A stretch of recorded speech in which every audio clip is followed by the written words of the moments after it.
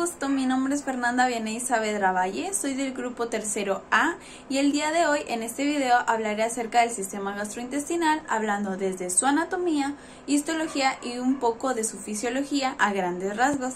Como sabemos, el sistema gastrointestinal está constituido por un conjunto de órganos, que esto los iré mencionando a lo largo del video. Estos son los encargados del proceso de la digestión, es decir, la transformación de los alimentos para que puedan ser absorbidos y utilizados por las células del organismo. O sea, los alimentos dan al cuerpo la energía necesaria para la vida. El aparato digestivo está compuesto por dos grandes grupos de órganos. El primero, que es el tracto gastrointestinal, o también conocido como tubo digestivo. Este es un tubo continuo que se extiende desde la boca hasta el ano. Los órganos que lo conforman son la boca, la faringe, el esófago, el estómago, el intestino delgado y el intestino grueso. Este tiene un largo de 5 a 7 metros en una persona viva y de 7 a 9 metros en un cadáver. Los órganos digestivos accesorios se van a encontrar lo que son los dientes, la lengua, las glándulas salivales, el hígado, el páncreas y la vesícula biliar. Bueno, ahora hablando de las funciones del aparato digestivo, tenemos 6 como las principales. La primera, que es la ingestión, que es la introducción de la comida en la boca. La segunda es la secreción, es la liberación de agua, ácido, sustancias amortiguadoras y enzimas en la luz del tubo digestivo. La tercera es mezcla y propulsión de la comida a través del tubo digestivo. La cuarta es la digestión, que es la degradación mecánica y química de la comida. La quinta es la absorción, que es pasaje de los productos digeridos desde el tubo digestivo hacia la sangre y la linfa. Y por último tenemos la defecación, que es la eliminación de heces del tubo digestivo. Para comenzar tenemos la faringe. Este es un conducto con forma de embudo que se extiende desde las coanas u orificios posteriores de las fosas nasales hacia el esófago, por detrás de este y la laringe por delante. Está constituido por músculo esquelético y está revestida por una mucosa. Esta comprende 3 partes que son la nasofaringe, bucofaringe y laringofaringe. La nasofaringe, que está de color verde, interviene solo en la respiración. Los alimentos ingeridos pasan de la boca a lo que es la bucofaringe y laringofaringe. Las contracciones musculares de estos segmentos ayudan a propulsar hacia el esófago y después hacia el estómago. Bueno, ahora continuando con el esófago, este es un tubo muscular colapse de alrededor de 25 a 30 centímetros de longitud. Está situado detrás de la tráquea y este tiene como función comunicar la faringe con el estómago. Comienza en el límite inferior de la laringofaringe y atraviesa el mediastino por detrás de la columna vertebral. Luego pasa a través del diafragma por un orificio llamado hiato esofágico y termina en la porción superior del estómago. Este tiene 3 porciones: la porción cervical, que es la porción más proximal o superior, la porción intratorácica, que es la porción más larga, y la porción abdominal, que es la porción más corta.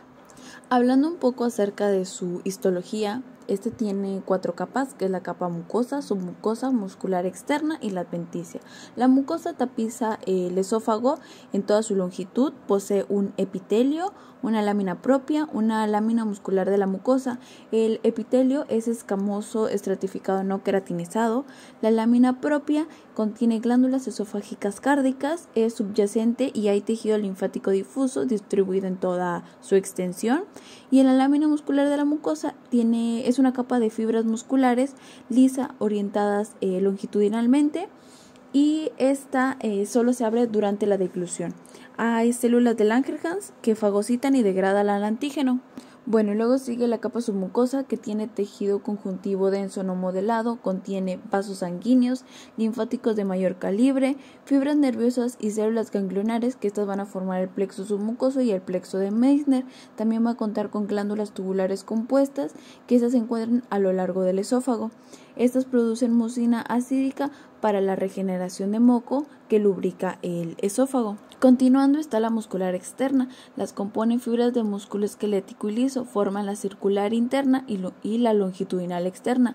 El primer tercio superior del esófago tiene un músculo esquelético, el tercio medio contiene músculo esquelético y liso y el tercio inferior contiene fibras de músculo liso. Entre las capas musculares externa y interna hay un plexo nervioso llamado plexo de Overbach. Este inerva la muscular externa y estimula la actividad peristáltica. Por último está la capa adventicia, que es tejido conjuntivo laxo. Esta recubre el esófago hasta que perfora el diafragma. Después de esto está el recubrimiento de una capa serosa. También contiene glándulas, las glándulas mucosas y submucosas del esófago. Estas secretan moco para lubricar y proteger la superficie luminal. Ahora continuaremos con el estómago. Esta es una región dilatada del tubo digestivo que se encuentra justo debajo del diafragma. Esta recibe el bolo del alimento macerado del esófago y asimismo va a transformar los alimentos sólidos en una mezcla líquida. Está localizado por debajo del diafragma en el epigastrio, la región umbilical y el hipocondrio izquierdo. Este está formado por 4 regiones principales, que es el cardias, el fundus, el cuerpo y el píloro. El cardias es la porción más proximal. Esta recibe el esófago y en ella tienen glándulas cardiales. En el fondo es la porción superior a la desembocadura del esófago. En esta se alojan gases, solo comida si están acostados, y tiene glándulas gástricas. El cuerpo se continúa hacia arriba con el cardias y el fondo, y hacia abajo con el píloro, y posee glándulas gástricas. La zona pilórica se divide en antro pilórico, que es más proximal pegada al cuerpo, y el conducto pilórico, que comunica con el duodeno. En histología se dividen en regiones de acuerdo con el tipo de glándulas que tiene cada uno. La región cardial, glándulas cardiales; la región pilórica, glándulas pilóricas o antrales; y la región fúndica, glándulas fúndicas o gástricas, que están compuestos por células indiferenciadas, células mucosas del cuello, células principales, células enterocrinas y células parietales. El epitelio del estómago descansa sobre una lámina basal bajo la cual se extiende la lámina propia de la mucosa. Debajo se encuentra la muscular de la mucosa, que contiene 2 capas, la circular y la longitudinal. La submucosa está formada por conectivo laxo con numerosos linfocitos y células plasmáticas. Bajo la mucosa se encuentran la capa muscular formada por la interna oblicua, la intermedia circular y una externa longitudinal. Entre las capas circular y la longitudinal se encuentra el plexo de Overbach. La serosa del estómago es similar a las otras partes del aparato digestivo. Las funciones del estómago consisten: 1. Servir como depósito de los alimentos durante la ingesta. 2. Facilitar la digestión mediante la secreción de ácido clorhídrico y pepsina. 3. Mezclar y triturar los alimentos. 4. Regular la salida del quimo hacia el intestino delgado. 5. Intervenir en la sensación de saciedad y de hambre. La 6 es disminuir la flora bacteriana que alcanza el intestino delgado, evitando el sobrecrecimiento de gérmenes. Continuando con el intestino delgado, este es un órgano en forma de tubo largo que conecta el estómago con el intestino grueso. Mide casi 20 pies de largo y se dobla varias veces para encajar dentro del abdomen. El intestino delgado tiene 3 partes: el duodeno, el yeyuno y el ilion. Su función es continuar el proceso de la digestión de los alimentos que viene del estómago y absorber los nutrientes, vitaminas, minerales, carbohidratos, grasas y proteínas y el agua para usarlos en el cuerpo. El duodeno es el segmento más corto, es retroperitoneal y comienza en el esfínter pilórico del estómago y se extiende alrededor de 25 centímetros. El yeyuno mide alrededor de 1 metro y se extiende hasta el ilion. Por último, el ilion es la región final y es la más larga del intestino delgado. Mide alrededor de 2 metros y se une con el intestino grueso mediante el esfínter o válvula ileocecal. Al igual que el resto del tubo digestivo, el intestino delgado está formado por una capa mucosa, submucosa, una muscular externa y una serosa, además de una adventicia. El quimo atraviesa todo el intestino delgado de 3 a 5 horas. Los movimientos intestinales sirven para mezclar el contenido con las diversas secreciones digestivas. Se producen 2 tipos principales de contracciones: segmentarias y de peristaltismo. La principal actividad de este intestino es la segmentación, es decir, contracciones musculares de la luz que se producen de manera simultánea en diferentes segmentos intestinales. Continuando con el intestino grueso, este mide alrededor de 1.5 metros de largo y 6.5 centímetros de diámetro. Se extiende desde el ilion hasta el ano. Está unida a la pared abdominal posterior por el mesocolon, que es una capa de peritoneo. Estructuralmente tiene 4 regiones principales, que son el ciego, el colon, el recto y el conducto anal. Por debajo del esfínter ileocecal se encuentra el ciego, una pequeña bolsa de 6 centímetros de largo. Unida a esta está el apéndice falciforme. El ciego se continúa hacia arriba con el colon, que se va a dividir en colon ascendente, asciende por el lado derecho del abdomen, llega a la superficie inferior del hígado y gira abruptamente hacia la izquierda para formar el ángulo colónico derecho. El colon continúa por el abdomen hacia el lado derecho como colon transverso.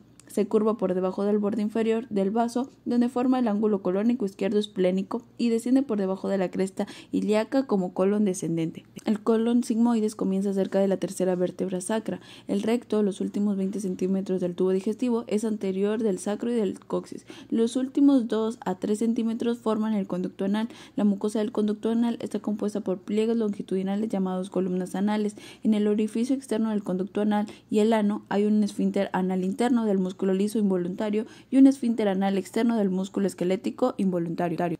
De su fisiología tiene una digestión mínima, tiene secreción de moco, la absorción de aguas y electrolitos y la más importante, la formación y almacenamiento de heces. Continuando con el páncreas, este es un órgano retroperitoneal excepto su cola, a la altura de L1 y L2. Se encuentra situado detrás del estómago, rodeado por las 4 porciones del duodeno. Tiene una longitud de 15 a 20 centímetros y puede pesar de 75 a 125 gramos. Está sostenido en su posición gracias a las conexiones que éste posee con el duodeno y los conductos excretores, el conducto coledoco, pancreático y pancreático accesorio. El peritoneo y sus vasos también lo van a fijar. Las porciones del páncreas es la cabeza, el cuello, el cuerpo y la cola. Hablando de los conductos excretores, el conducto pancreático principal o el conducto de Wilson es un conducto que recorre el páncreas desde la cabeza hacia la cola y llega al cuello y se flexiona hacia abajo y ligeramente hacia atrás, uniéndose por la porción terminal del coledoco y desemboca en la cara posterior en la segunda porción del duodeno en la papila duodenal mayor. La ampolla de váter justo debajo del conducto pancreático se une con el coledoco y el conducto pancreático accesorio nace del conducto pancreático principal, recorre la cabeza del páncreas y termina en el duodeno en la papila duodenal menor, que sería la caráncula de Santorini. El páncreas, como lo sabemos, es una glándula mixta compuesta por órganos secretores especializados que contienen un sistema de conductos ramificados, a través por el cual vierten su producto de secreción. Su función exócrina va a ayudar a la digestión de los alimentos liberando enzimas catalíticas. De manera endocrina, a través de los islotes pancreáticos, secreta insulina, glucagón, somatostatina. Este órgano no tiene una capa definitiva, sino apenas una delgada capa de tejido conjuntivo y presenta tabiques de tejido conjuntivo denso no modelado y lo divide en sus lóbulos. Los acinos serosos producen el jugo pancreático, enzimas digestivas que actúan en la segunda porción del duodeno. Los islotes de Langerhans secretan células A, glucagón, células B, insulina, células D, somatostatina y células F, polipeptido pancreático. Encontramos acinos mucosos y células acinosas. Continuando con el hígado, es la glándula más voluminosa del cuerpo y pesa alrededor de 1,5 kilogramos. El hígado está por debajo del diafragma y ocupa la mayor parte del hipocondrio derecho y parte del epigastrio en la cavidad abdominopelviana. El hígado está cubierto casi por completo en el peritoneo visceral y revestido en su totalidad por una capa de tejido conectivo denso y regular que yace en la profundidad del peritoneo. El hígado se divide en los lóbulos: lóbulo derecho grande, lóbulo izquierdo más pequeño, ligamento falciforme, lóbulo cuadrado y lóbulo caudal. Dentro de sus funciones tiene que regula y metaboliza los hidratos de carbono, los lípidos y las proteínas y los transforma en albúmina, fibrinógeno, inmunoglobulina, proteínas de transporte y colesterol. También tiene producción y secreción de ácidos biliares que facilita la absorción de los lípidos, tiene hepatocitos que producen y secretan y vierten las hormonas a la sangre, metaboliza fármacos y sustancias químicas y almacena vitaminas y nutrientes. Otra de sus funciones es la secreción de la bilis. Además, este es un órgano macizo que tiene una cápsula de tejido denso no modelado, cápsula de Gleason, que delimita unos lobulillos hexagonales, lobulillos hepáticos. Existen 3 tipos de lobulillos. El lobulillo hepático es el clásico en forma hexagonal. En cada extremo del lobulillo encontramos 3 elementos: rama de la vena porta, rama de la arteria porta y un conducto biliar. También tenemos el lobulillo portal, que está presente en forma de triángulo, en donde cada vértice corresponde a una vena centro lobulillar y en el centro se encuentra el conducto biliar. El acino hepático presente en forma de rombo, limitado por 2 venas centrolobulillares, 2 triadas portales y se divide en zona 1, zona 2 y zona 3. La vesícula biliar es una dilatación fibromuscular de las vías biliares que sirve como reservorio de la bilis, que se encuentra en la cara inferior del hígado, en la fosa cística. Se ubica a la derecha de la columna vertebral a nivel de L2, L3 y L4. Tiene de 8 a 10 centímetros de longitud de largo, 4 centímetros de ancho y un aproximado de 50 a 60 centímetros cúbicos. Está conformada por un fondo, un cuerpo, un cuello.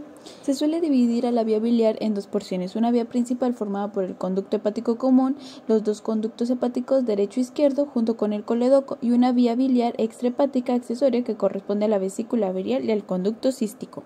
Este conducto es un conducto fibromuscular que va desde el cuello de la vesícula hasta el conducto hepático común y esta unión del resultado del conducto colédoco. Su longitud es de 35 a 45 milímetros y un calibre variable en su origen de 2,5 milímetros y en su terminación de 3 a 4 milímetros de diámetro.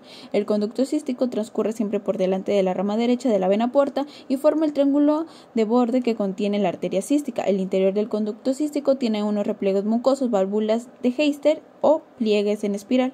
La vesícula se compone de 4 túnicas, una túnica serosa que cubre por completo únicamente el fondo, la capa muscular gruesa con fibras longitudinales que hacen circulares cerca de la terminación del cuello y el inicio del conducto cístico formando el esfínter de Lukens. La mucosa es uniforme y presenta pseudolas glandulares y vellosidades y el epitelio células cilíndricas simples. Ahora continuando con la exploración del abdomen, este se debe examinar con la siguiente secuencia: inspección, auscultación, percusión, palpación superficial y palpación profunda.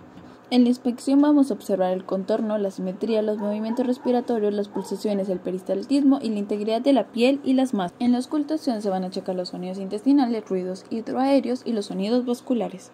En la percusión analizaremos el tono y los límites de los órganos abdominales y en la palpación el tono muscular, características de los órganos, sensibilidad, masas, pulsaciones, acumulación de líquido. Siempre se ausculta primero porque la percusión y la palpación pueden alterar los ruidos hidroaéreos intestinales. Antes de la palpación profunda se debe realizar una palpación superficial. La percusión y la palpación pueden combinarse. Cuando examinemos un órgano debe hacerse completamente por ambos métodos antes de pasar al examen de otro órgano. Para esto la persona debe de estar acostada boca arriba en decúbito supino o dorsal y debemos de mantener al paciente tibio durante el examen para evitar la tensión abdominal. Por último quisiera mencionar una de las patologías que más me llamó la atención, que es la gastritis. Esto ocurre cuando el revestimiento del estómago resulta hinchado o inflamado. La gastritis puede durar solo por un corto tiempo, que se llama gastritis aguda, pero también puede perdurar durante meses o años, que se le conoce como gastritis crónica. La inflamación de la gastritis generalmente se produce por la misma infección bacteriana que provoca la mayoría de las úlceras estomacales. El uso frecuente de determinados analgésicos y beber demasiado alcohol también puede contribuir a la gastritis.